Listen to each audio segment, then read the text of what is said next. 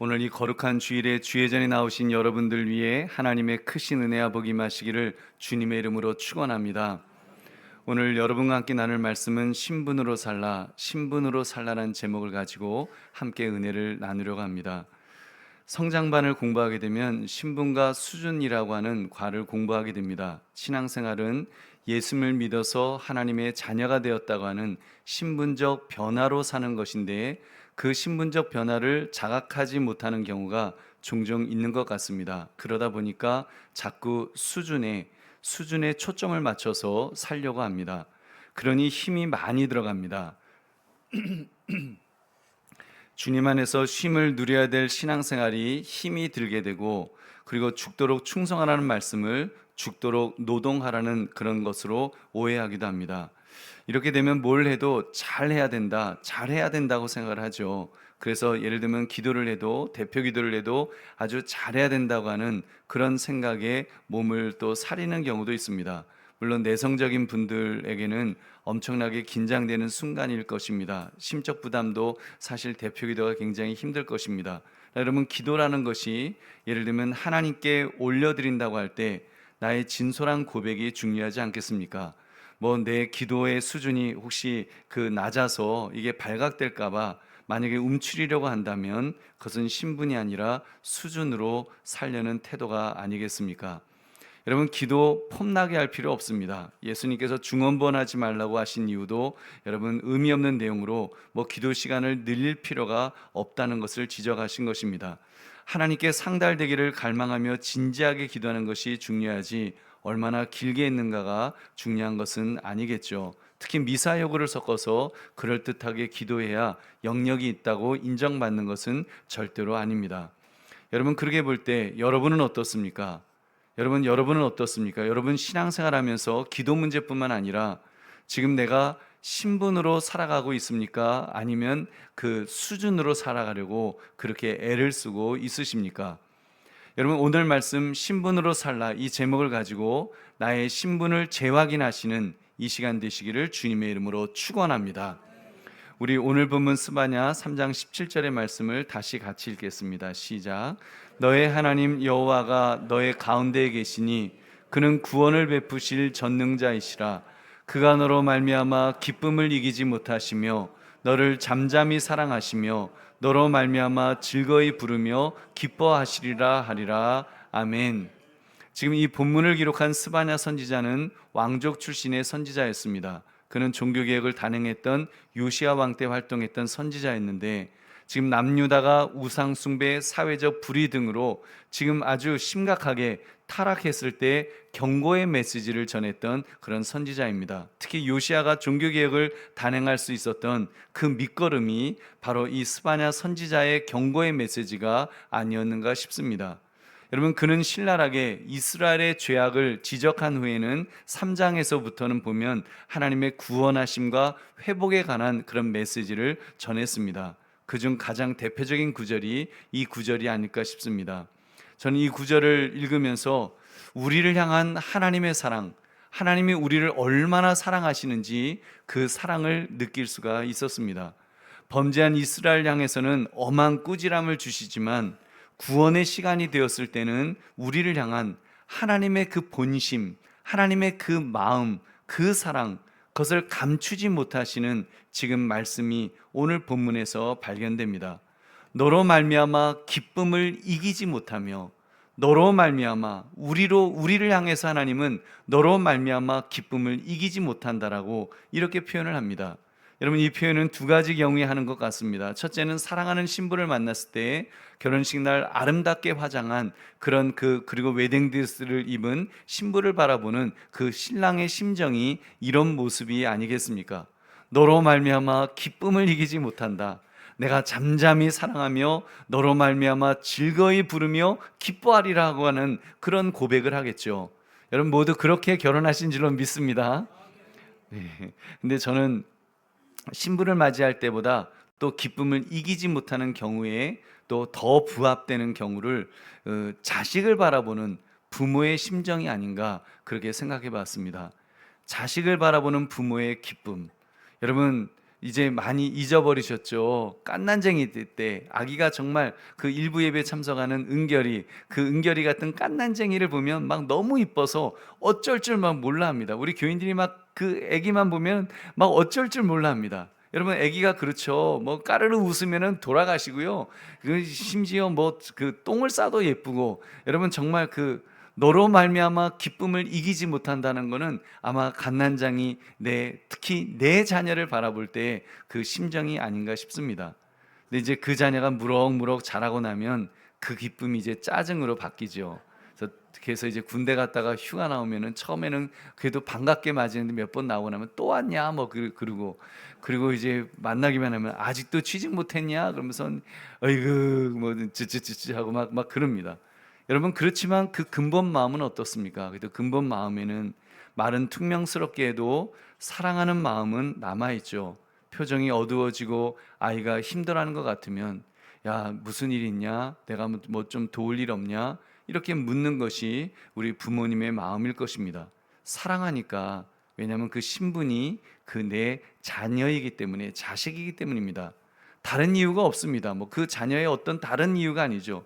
여러분, 부모님들에게 물어보십시오. 내 자녀가 보고 싶고 사랑스럽고 예쁜 이유는 그냥 내 자식이기 때문에 그런 거예요. 내 자녀니까, 내 아들 내 딸이니까 그냥 이쁜 겁니다.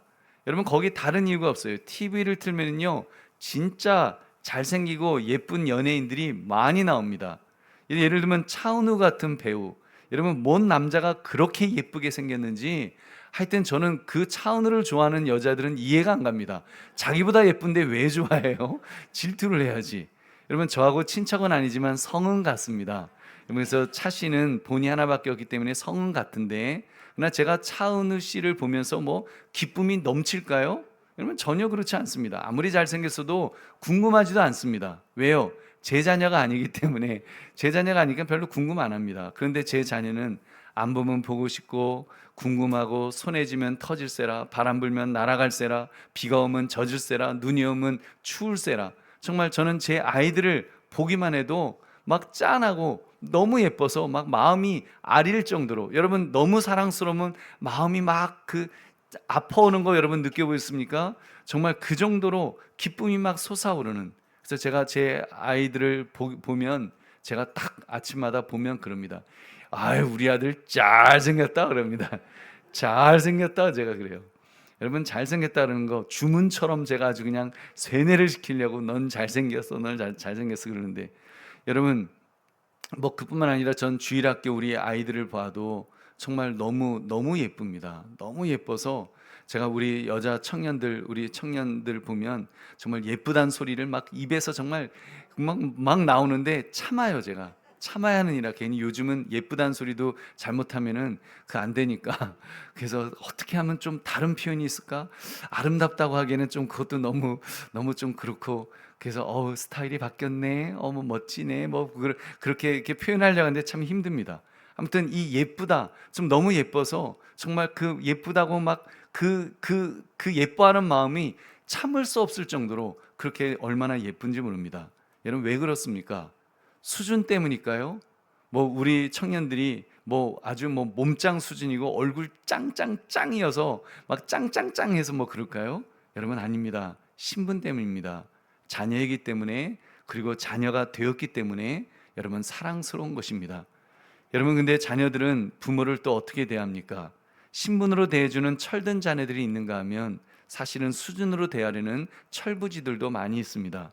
왜 나는 금수저 부모에게서 태어나지 못하겠느냐고 막 그러면서 원망하기도 하고, 그 애가 또 원망하니까 또 부모도 또 같이 수준으로 대하죠. 미안하다, 내가 금수저가 아니라서. 그럴 필요가 뭐가 있어요? 여러분, 사실 그럴 필요 없습니다.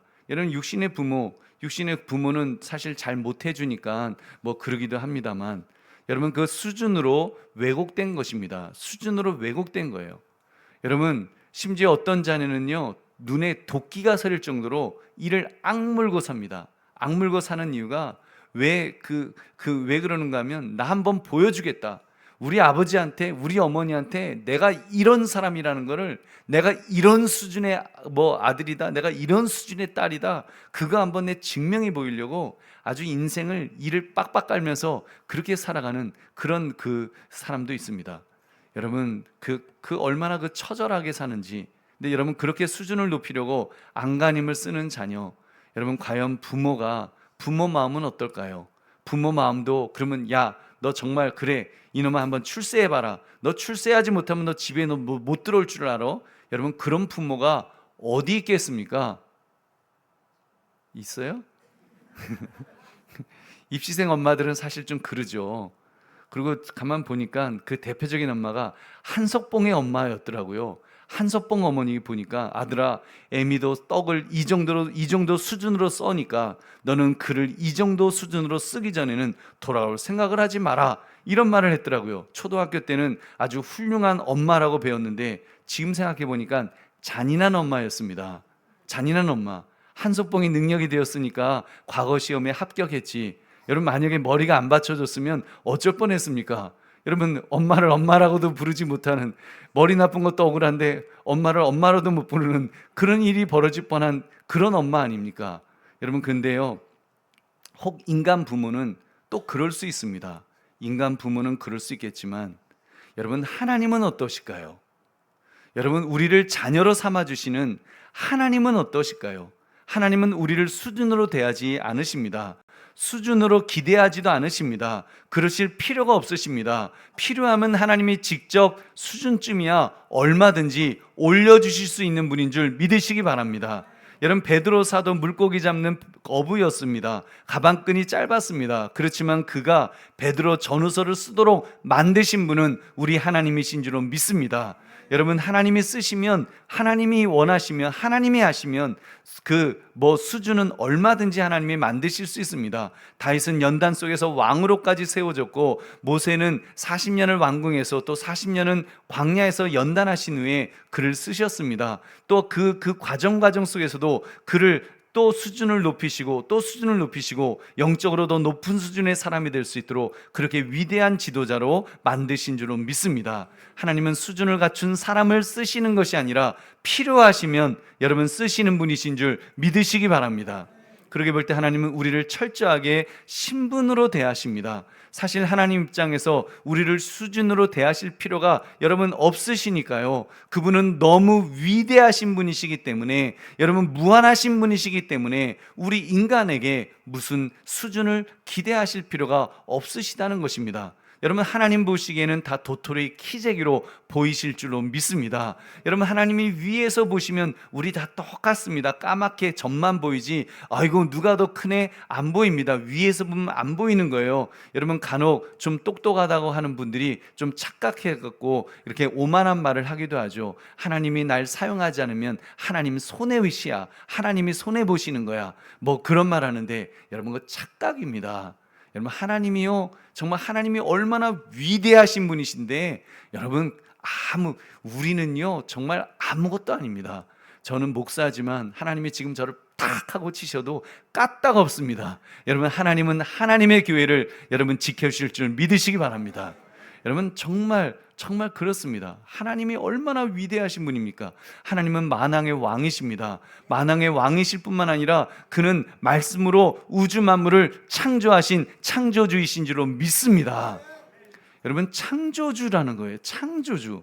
여러분 이게 지금 말이니까 또 늘 자주 들었기 때문에 그냥 그러려니 창조주니까 우주 만물을 만드셨나 보다 그러지만, 여러분 사실 이 우주를 한번 생각해 보시면, 이 우주의 크기를 한번 생각해 보시면 하나님이 얼마나 위대하신 분이신가를 우리는 상상할 수가 없습니다.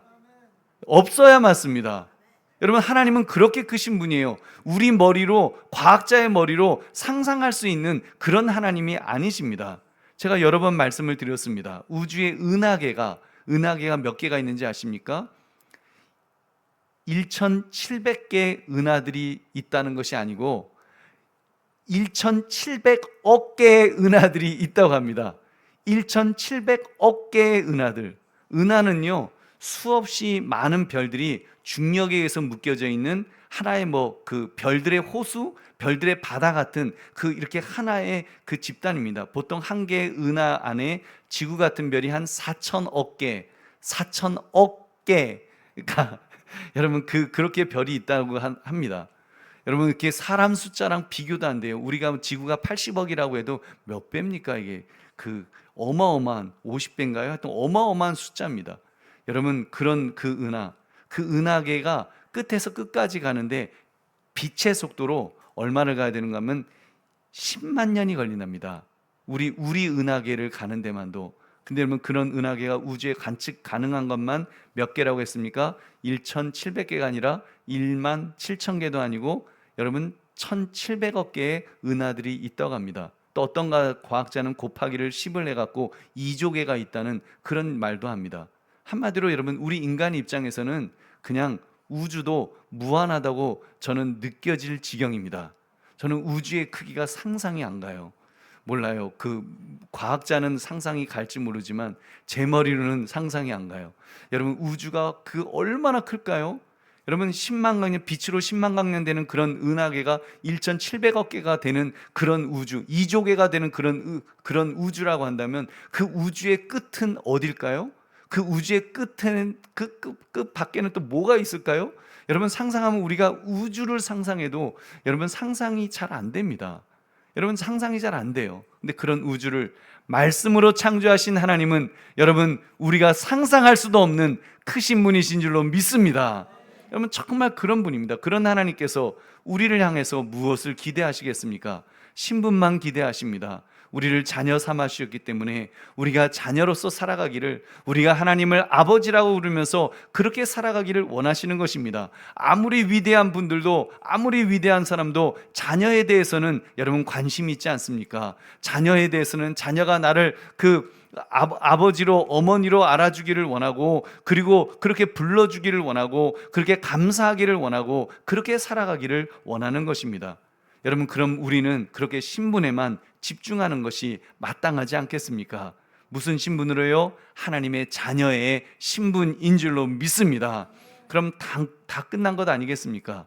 우리 보배로운 성도님들, 우리 신분으로 신분으로 살아야 합니다. 지금 이렇게 말하는 데는 이유가 있습니다. 하나님의 자녀라는 신분으로 바뀌었다는 것이 너무나 소중하기 때문에, 너무나 가장 큰 가치이기 때문에 우리가 이 말씀을 나누려는 것입니다. 우리 세 가지를 한번 생각해 봅시다. 첫째는 이 신분은 예수님의 피값으로 얻은 것입니다.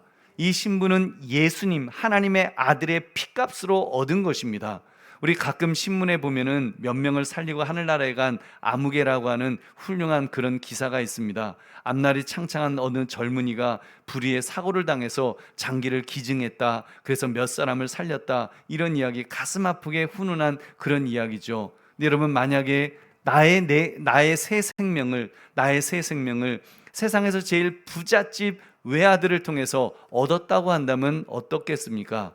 좀 다르겠죠. 그 생명값이 만약에 빌 게이츠 같은 사람의 아들이라고 한다면, 여러분 그리고는 빌 게이츠 같은 사람이 내가 너를 양자로 삼겠소라고 한다면 여러분 어떻겠습니까? 여러분 어떻게 살아야 되겠습니까? 여러분 수준으로 살면 안 되죠. 여러분 그냥 신분으로 나는 이제 빌 게이츠의 자녀가 되었어, 이제 그것만 붙들고 살아가면 되는 것입니다. 수준으로 사는 사람은 이상한 행동을 해요. 빌 게이츠가 아버지가 되었다니까 그럼 나는 그 이름에 버금가도록 내가 서울대 컴퓨터공학과 들어가야겠다. 그래서 머리도 안 되는데 잠도 안 자고 공부만 하다가 코피 터지고 병원에 입원하고 그래서 막 난리를 친다면, 건강을 잃어버린다면 여러분 양아버지가 기뻐할까요? 여러분 바보 같은 행동을 하는 것밖에 안 되죠. 여러분 빌 게이츠가 아들 삼아 주었으면 그냥 여러분 저 같으면 물론 제 나이는 아니죠. 그런 사람이 그러면 그냥 감사해야죠. 감사가 최우선입니다. 일단 감사하는 것. 왜냐하면 그 사람의 그런 부자, 그런 사람의 아들의 생명값으로 내가 새 생명을 얻었다고 한다면 여러분, 감사하는 것 말고 무조건 감사해야죠. 감사보다 더한 게 뭐가 있겠습니까? 내가 그 아들의 그런 그 생명값으로 내가 살았다고 한다면 내가 거기에 뭘 갚을 게 있겠습니까? 어떻게 갚겠습니까? 이미 그 아들은 죽었는데 무엇으로 갚겠습니까? 여러분, 갚는 게 중요한 것이 아니라 정말 그 감사하는 것, 그 이름에 부끄럽지 않게 살려고 하는 정도, 여러분, 그런 새로운 각오를 다지는 것, 그것밖에 없는 것입니다. 그래서 여러분, 방점은 감사에 있습니다. 여러분, 애쓰겠다는 것에 있는 것이 아니라 감사를 잊어버려서는 안 될 것입니다. 여러분, 감사하다 보면 여러분 또 거기에 걸맞게 살려고 그렇게 애쓰게 될 것입니다. 여러분, 그래서 우리는 하나님 앞에서 우리는 그렇게 살아가시기를 주의 이름으로 축원합니다. 여러분, 내가 받은 그 놀라운 그 은혜, 여러분, 신분, 하나님의 자녀가 되었다고 하는 그 신분 앞에 우리가 감사해야 되는데, 우리가 감사해야 되는 이유는 우리를 다시 살리시기 위해서 아들의 피값으로 살리셨기 때문인 줄로 믿습니다. 아들의 피값으로, 하나님의 아들 독생자 예수 그리스도의 그 피값으로 나를 살리셨습니다. 왜요? 나를 사랑하셔서, 나를 너무 사랑하셔서 그렇게 피값을 대신 치러주신 것입니다. 로마서 5장 8절 같이 읽겠습니다. 시작. 우리가 아직 죄인 되었을 때 그리스도께서 우리를 위하여 죽으심으로 하나님께서 우리에 대한 자기의 사랑을 확증하셨느니라. 아멘. 여러분, 우리가 예뻤을 때가 아니라고 성경은 말씀합니다. 내가 수준이 이만큼 높았기 때문이라고 말씀하지 않습니다. 내가 죄인 되었을 때, 내가 하나님과 원수 되었을 때 도저히 정말 나를 구원받을 수 없는 상태였는데 그냥 하나님이 사랑하신 것입니다. 그냥 하나님이 사랑하셔서 그 사랑을 확증하셨노라고, 사랑을 확증했노라고 성경은 말씀하는 것입니다. 수준이 아니라, 수준은 전혀 미치지 못하지만 하나님은 우리를 사랑하셔서 우리의 신분을 바꾸신 줄로 믿습니다. 그런 피값입니다. 하나님의 사랑이 아니었으면 꿈도 꿀 수 없는 그런 값어치로 그렇게 나를 구원해 주셨습니다. 여러분을 구원해 주신 줄로 믿습니다. 여러분, 얼마나 좋습니까? 우리는 하나님의 아들의 생명값으로 이 신분을 얻게 된 것입니다. 보배로운 성도님들, 그렇다면 이 신분을 여러분 누리십시오. 여러분, 누리십시오. 누려야 됩니다. 누리는 것이 먼저입니다. 여러분, 탕자의 비유를 다시 한번 말씀을 드리면 이렇습니다. 탕자가 집에 돌아왔더니 아버지가 좋은 옷도 입혀주고 가락지도 끼워주고 신을 신기면서 다시 아들로, 종이 아니라 아들로 세워주었습니다. 아들로 회복시켜 주었어요. 여러분, 아들이니까 당연히 아들로 회복이 되었겠죠. 그렇다면 그 아들이 해야 될 최선은 다시 아들됨을 기뻐하면서 여러분 감사하는 것이 우선이 아니겠습니까? 여러분, 아들이 되었으니까 아버지, 정말 아버지의 사랑에 너무 감사해요. 정말 이제는 정말 좋은 아들 될게요. 철든 아들 될게요. 그러면서 기뻐하며 즐거워하면서 아들됨을 누리면서 사는 것이 여러분 마땅하지 않겠습니까? 근데 만약에 이 아들이 은혜를 갖겠다고, 아버지가 나에게 은혜를 베풀어 주셨으니 내가 이제는 내가 아들로 집에서 그냥 그 주는 밥 먹고 있으면 안 되지, 나도 종들처럼 나가서 밭에 나가서 내가 일을 해야지, 나는 갚아야 돼, 나는 다 갚을 거야, 나는 빚지고는 못 살아, 우리 아버지도 난 아버지 앞에도 내 아버지한테라도 나 빚진 건 난 못 살아, 나 빚 갚을 거야. 여러분, 그런다면 그 아버지가 얼마나 마음이 아플까요? 우리 아들 몸은 돌아왔지만 아직 마음은 아직 못 돌아왔구나, 아직도 아프구나. 얼마나 그 아버지의 마음이 아프겠습니까?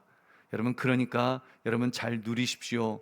우리는 수준으로 살아가는 것이 아니라 신분으로 사는 사람이기 때문에, 아버지의 사랑을 확증까지 하시면서 아들로 만들어 주셨기 때문에 여러분, 것을 우리가 누려야 될 줄로 믿습니다. 그래서 아들됨을 감사합시다. 그리고 자녀됨에 합당한 삶이 무엇인지를 그렇게 찾아 나갑시다. 실천해 나갑시다. 그렇게 할 때 하나님께서 기뻐하실 것입니다. 더 큰 은혜와 복을 부어주실 줄 믿으시기 바랍니다. 두 번째, 이 신분은 하나님의 선물로 얻은 것입니다. 여러분, 자녀의 신분을 누리라고 하니까 또 어떤 분은 너무 누리려는 사람도 있습니다. 너무 누려요. 자녀로 교만해지는 사람, 자녀라는 것을 교만하게 생각하는 사람, 제가 볼 때 가장 자녀로 교만해졌던 사람이 있다면 탕자의 비유에 나오는 그 큰아들이라고 생각합니다. 그는 너무 자녀됨에 자녀로서 너무 익숙해져 있었습니다. 뭐 자녀니까 당연히 뭐 당연한 거죠. 근데 자녀는 자녀인데 아버지의 마음을 알지 못하는 철부지 자녀였던 것이 문제라고 했습니다. 동생이 재산을 다 탕진하고 돌아왔을 때 죽은 줄 알았던 동생이 돌아왔는데 그는 갑질할 생각부터 한 겁니다. 내가 받은 은혜가 얼마나 큰데 지금 제가 나보다 더 받으려고 해? 아, 나 기분 나빠. 나하고 저 동생하고 나를 같이 취급을 하시려고 그래? 기분 나쁘다는 겁니다. 여러분, 자기는 그동안 자녀로서 쌓아놓은 공로가 얼마나 큰데, 여러분, 자녀로서 쌓아놓은 공로가 뭐가 중요합니까? 여러분, 자녀인 게 중요한 줄 믿으시기 바랍니다. 자녀로서 쌓아놓은 공로가 중요한 것이 아니라 자녀인 것이, 그것이 중요하죠. 근데 여러분, 만약에 자녀가 자기의 공로를 앞세운다면 이게 얼마나 위험한 태도인지 모릅니다. 우리 보배는 성도님들, 하나님의 자녀라는 신분을 누릴 때 이것이 어떻게 얻은 것인지를 알고 누립시다. 여러분, 자녀된 것, 그것은 누누이 강조하는 것처럼 나의 공로가 아니라고 했습니다. 내가 수준이 높아서 얻은 것이 아니라는 말입니다. 그럼 어떻게 얻었다고 했습니까? 한번 따라하시기 바랍니다. 오직 은혜, 오직 은혜, 오직 은혜로 얻은 줄로 믿습니다. 에베소 2장 8절 9절 같이 읽겠습니다. 시작. 너희는 그 은혜에 의하여 믿음으로 말미암아 구원을 받았으니 이것은 너희에게서 난 것이 아니요 하나님의 선물이라. 행위에서 난 것이 아니니 이는 누구든지 자랑하지 못하게 함이라. 아멘. 결국 우리가 하나님의 자녀로 누리는 것은 무엇이라고 했습니까? 하나님의 선물이라고 했습니다. 선물은 대가를 바라지 않는 것을 말합니다.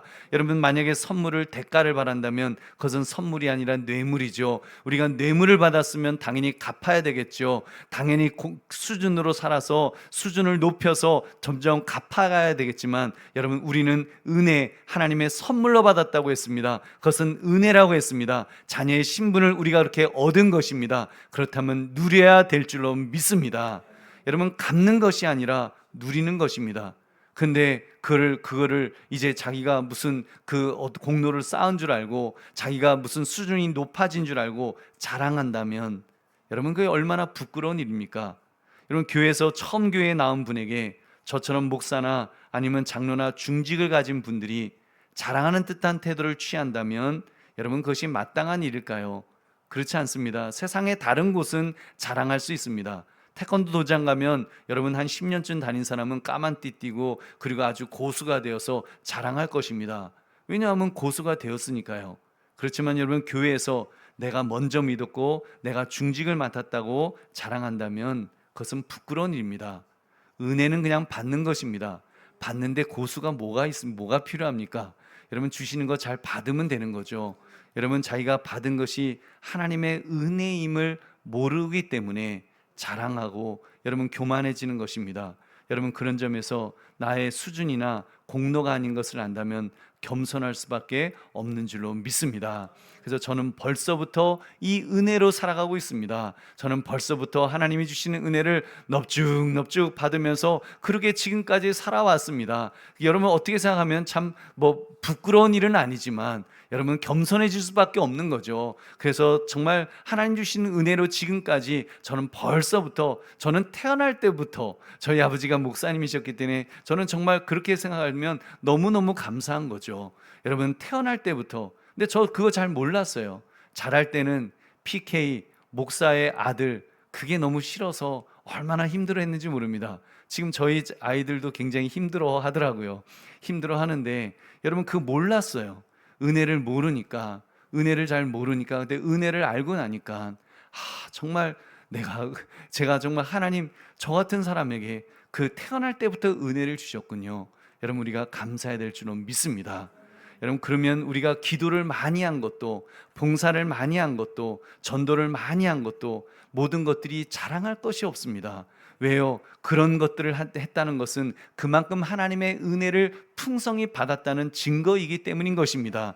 내가 받은 은혜가 크기 때문에 넘쳐서, 그래서 다른 사람을 전도하기도 하고, 그래서 봉사하기도 하고, 그래서 더 많이 기도하는 것 아니겠습니까? 특별히 기도는 하나님의 은혜의 보좌 앞에 나아가는 길인데, 여러분, 내가 은혜의 보좌 앞에 나가면 누구 만납니까? 하나님을 만나죠. 다른 누구보다도 내가 더 많이 하나님을 만났다면 어떻게 보면 좀 미안한 마음이 들어야죠. 미안하다, 나는 이렇게 하나님을 참 자주 만나는데 당신은 자주 못 만나시니 참 안 됐습니다. 여러분, 그런 마음을 가져야 될 것 아니겠습니까? 근데 그런 염려는 하지 마십시오. 하나님은 아까 말씀드린 것처럼 무한하신 분이시기 때문에 여러분, 지구에 있는 모든 사람이 하나님께 기도해도 하나님은 한순간에 해결하실 수 있는 분이신 줄 믿으시기 바랍니다.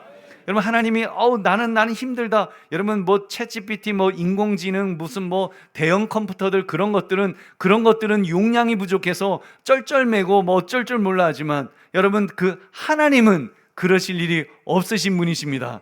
여러분, 정말입니다. 하나님은 그러실 일이 없어요. 여러분, 우리의 상상을 초월하시는 분이시기 때문에 여러분, 우리 모두가, 모든 지구에 있는 모든 인류가 다 하나님 앞에 동시에 간절히 기도해도 하나님은 한순간에 땅 하면 하나님은 전부 가장 각자의 머리카락까지 세시면서 그 모든 그 부분들을 다 하시고 가장 좋은 길로 이끌어 주실 줄로 믿습니다. 그런 하나님이시지 않습니까? 여러분, 그런 하나님을 우리는 섬기는 것입니다. 그렇기 때문에 수준으로 살지 않고 내가 정말 그런 하나님의 자녀 되었다, 여러분, 그 신분으로 살아가시기를 주의 이름으로 축원합니다. 세 번째, 이 신분은 양자의 영을 통해 확증되었습니다.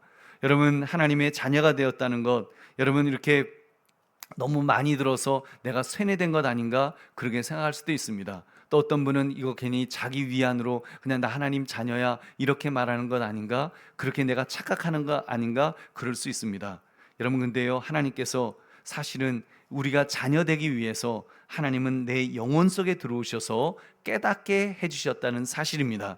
로마서 8장 15절 16절 같이 읽겠습니다. 시작. 너희는 다시 무서워하는 종의 영을 받지 아니하고 양자의 영을 받았으므로 우리가 아빠 아버지라고 부르짖느니라. 성령이 친히 우리의 영과 더불어 우리가 하나님의 자녀인 것을 증언하시나니 아멘. 그러니까 여러분, 우리 안에 성령 하나님께서 우리가 하나님의 자녀인 것을 증언해 주신다는 것입니다.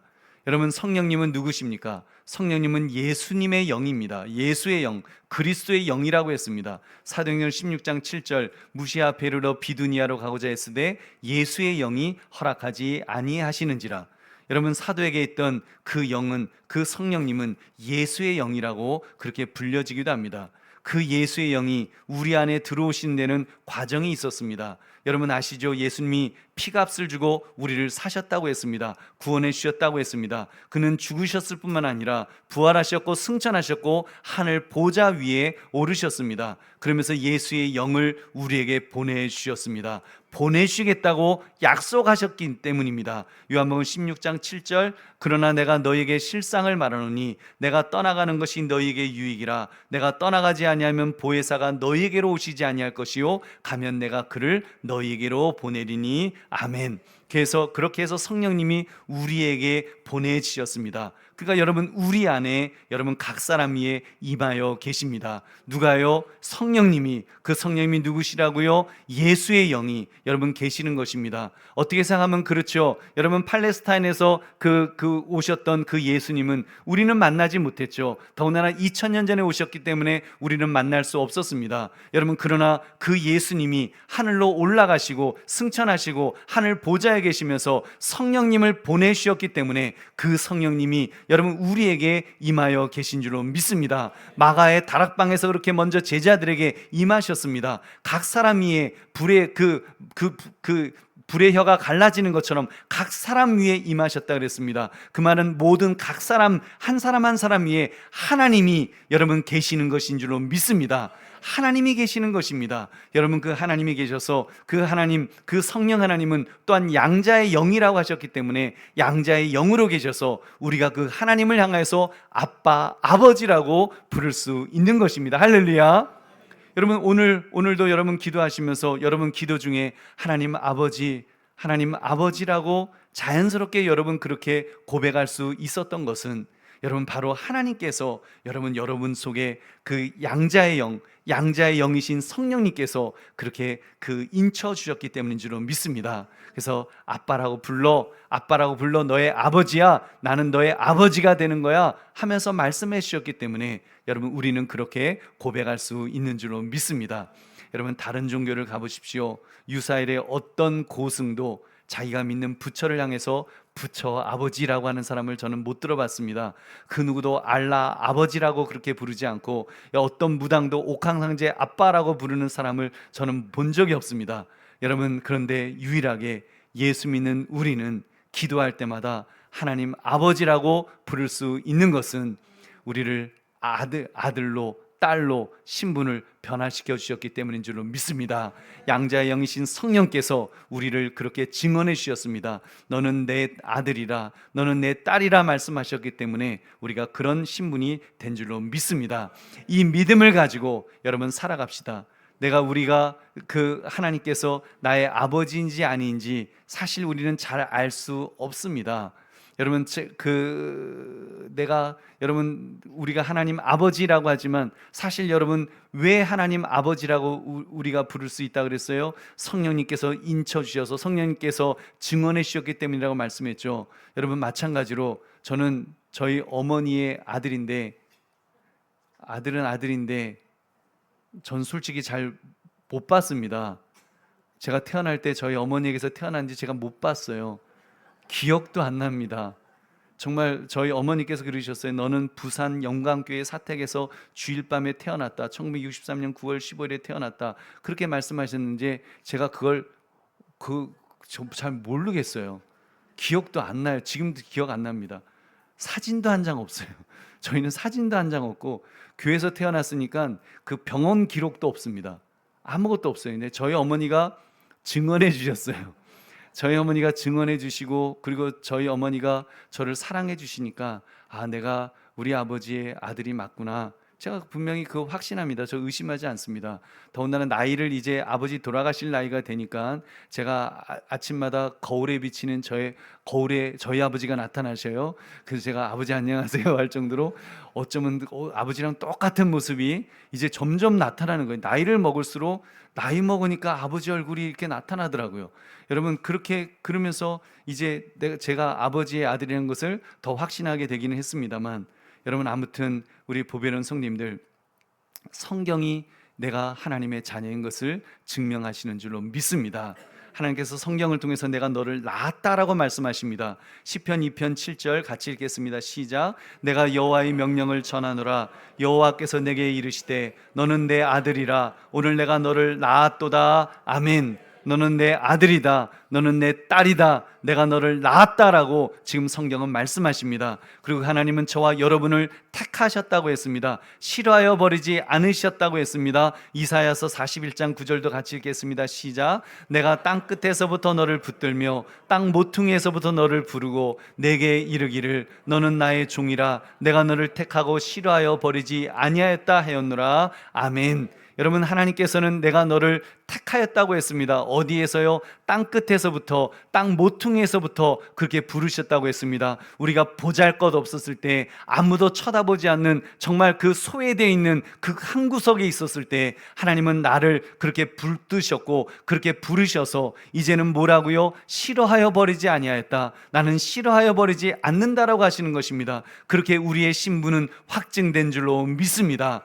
이 신분은 바뀌어지지 않습니다. 세상에서는요 이방을 했다가도 여러분 다시 무르는 법이 있습니다. 그 아이가 제대로 그 생활을 못하고 뭔가 좀 마음에 안 들면 파양이라 그래서 양부모가 아이를 다시 돌려보내는 그런 가슴 아픈 그런 제도가 있다고 합니다. 여러분 우리 하나님은 아니신 줄로 믿습니다. 우리 하나님은 우리를 끝까지 사랑하십니다. 끝까지 사랑하실 수밖에 없어요. 왜요? 아들을 십자가에서 죽이시면서 아들값으로 우리를 사셨는데 아들값으로 우리를 자녀 삼으셨는데 아들값이 아까우셔서라도 하나님은 여러분 파양하지 않으실 줄 믿으시기 바랍니다. 하나님은 끝까지 우리를 붙들어 주십니다. 없습니다. 하나님은 그 사랑에서 우리를 끊을 자가 없다라고 그렇게 말씀하십니다. 로마서 8장 38절 39절 같이 읽겠습니다. 시작. 내가 확신하노니 사망이나 생명이나 천사들이나 권세자들이나 현재일이나 장래일이나 능력이나 높음이나 깊음이나 다른 어떤 피조물이라도 우리를 우리 주 그리스도 예수 안에 있는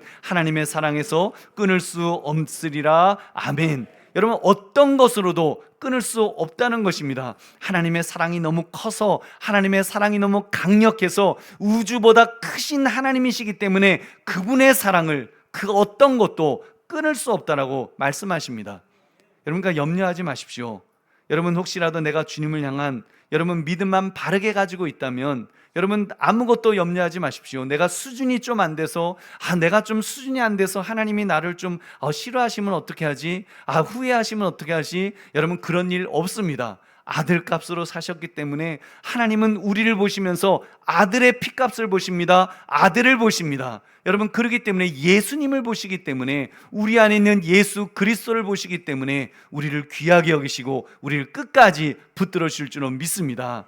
우리 어르신들 중에 치매를 걱정하시는 분들, 다 좋은데 다른 건 나 절대로 예수님 부인하지 않을 일인데 치매 걸리는 거 보니까 치매 걸린 어떤 노인이 막 별욕을 다 하더라. 야, 내가 평생을 예수님 잘 믿었는데 내가 혹시 치매 걸려서 예수님 욕하면 나 지옥 가면 어떻게 할까? 그런 염려 붙들어 매시기를 바랍니다. 아무 염려하지 마십시오. 여러분, 그것도 하나의 병이에요. 하나님 아십니다. 여러분, 우리의 영혼 깊은 곳에서 고백했고, 영혼 깊은 곳에서 그 고백을 통해서 이미 우리는 하나님의 자녀가 되었기 때문에, 하나님의 자녀가 치매 걸린들 하나님께서 그 자녀를 버리시겠습니까? 여러분, 하나님은 그 자녀를 천국으로 이끌어 주실 줄로 믿습니다. 그러나 하나님의 자녀라는 이 신분이 성령님을 통해서 확증되었음을 깨달아서 더욱 믿음에 든든히 서시기를 주의 이름으로 축원합니다. 이제 말씀을 맺습니다. 신분으로 살라. 여러분, 신분으로 살라, 이 말씀의 제목을 붙드십시오. 혹이라도 수준으로 살려고 발버둥 치지 마시기 바랍니다. 수준으로 살려니까 자꾸 이것저것 계급장 붙이려고 하고 훈장도 붙이려고 하고, 안 되면 예쁜 스티커라도 붙여서 이렇게 자기를 돋보이려고 하는 것 아니겠습니까? 그럴 필요가 무엇이 있겠습니까? 여러분, 진짜 명품인 사람은요, 여러분, 그 사람이 명품이 되면 그 사람이 여러분 입는 것, 드는 것, 쓰는 것, 모든 것이 명품이 될 줄 믿으시기 바랍니다. 여러분, 명품으로 치장하려고 하는 사람은요, 그 스스로가 나는 명품이 아니에요 라고 하는 사람입니다. 명품이 아니니까 명품이라도 좀 붙여갖고 들어갖고 명품인 척 하려고 하지만, 여러분, 진짜 명품은 그렇게 하지 않죠. 명품은요, 그냥 그 사람이 들고 있으면, 제가 세상에서 제일 부자가 만약에 남대문 시장에서 그 10,000원에 10장짜리 티셔츠 사갖고 입으면 아마 그 티셔츠가 어마어마하게 비싸게 팔릴지도 모릅니다. 그게 명품인 줄 알고 살 거예요. 그러면 그 또 명품 되는 거예요, 여러분. 여러분, 그렇게 볼 때 우리 진짜 중요한 것은 여러분 수준이 아니라는 거 꼭 기억합시다. 신분이 중요합니다. 신분, 하나님의 자녀라고 하는 이 신분 하나님께서 저에게도 주셨고 여러분에게도 주셨습니다. 여러분, 그 신분은 바뀌지 않을 것입니다. 그 신분은 빼앗기지 않을 것입니다. 그 신분은 하나님 안에서 하나님의 자녀로서 아름다운 모습으로 변화되게 될 줄로 믿습니다. 그렇게 삽시다. 하나님의 자녀로 삽시다. 하나님의 자녀답게 이제 살아갑시다. 그러면서 하나님의 자녀답게 살려고 하나님의 말씀에 순종하며 살아가노라면 하나님은 우리를 책임져 주실 것입니다. 수준이 필요하면 수준을 높여 주실 것입니다. 하나님이 필요한 것이 있으면 하나님이 채워 주실 줄로 믿습니다.